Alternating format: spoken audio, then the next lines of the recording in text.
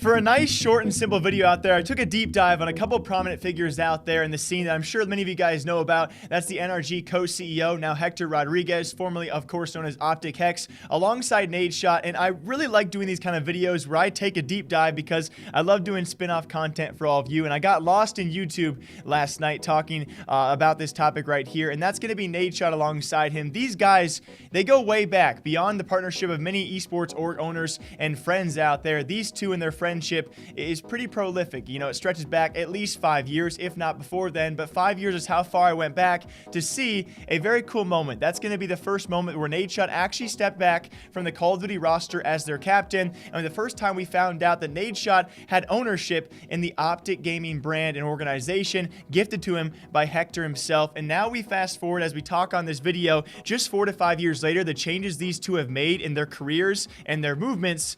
It's been super cool. So take a quick moment back, guys. I believe back in April of 2015, Nadeshot steps back from Call of Duty, and they announced that he's actually a partial owner of the Optic Gaming brand. And Hector was generous enough to give me a stake in the company and make me a co-owner in a sense, even ever losing an event. And since I am kind of a co-owner of the game, like, that's very important to me. I just think it's really amazing to look back at these moments. If you guys have any other moments like this, you know, going back historically for other esports org owners and people like Nadeshot, feel free to drop a comment down below, because so many changes have been made, and these two have really made their own footsteps and taken two very different paths since those first clips I did show you. Additional clips as well. Hector talks about why he did give Nadeshot this ownership and why he deserved it, and I think a very cool clip as well. Nadeshot talks about how he's going to build up Optic Gaming into a social media mogul, or whatever he did say as well, and how different the outcome really was. It wasn't me being generous and obviously giving you, a piece of the pie in a sense, because we've all built this together, right? You want to give me a hug? Get off me.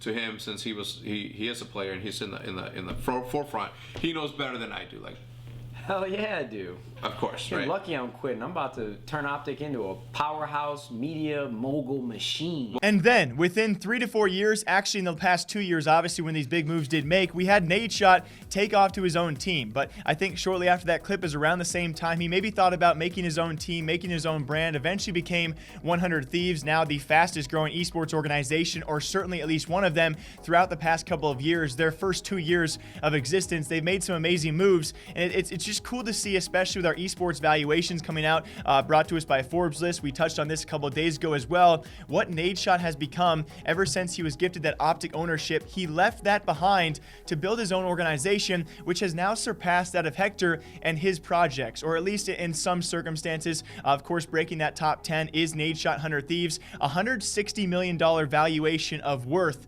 for his new company, and yes, a relatively new company. Alongside that, of course, has to mention Hector himself, now the co-CEO of NRG. They are just behind 100 Thieves on that list at $150 million of worth, and Hector did sell Optic Gaming for a very pretty penny, as well. So don't sell him short on that, but either way, I think it's remarkable to look back at that table just over 4 years ago. There is no chance, now maybe Hector could say differently, but there is no chance sitting at that table, or standing at that table, I should say, that Hector thought his little protege, the guy he brought up, and I'm sure Nadeshot learned a lot in his building of 100 Thieves from a guy like Hector and how fast he did do it. That has to pay tribute to what Hector did teach the kid. And it's just crazy to see that 4 years ago, there's no way he would have looked over at Nadeshot and thought, you know what, my little protege, in 3 to 4 years, you're going to build an organization that's worth more than the Optic brand. That's worth more than my future projects as well. And so it's just really cool to see these guys are still very close friends.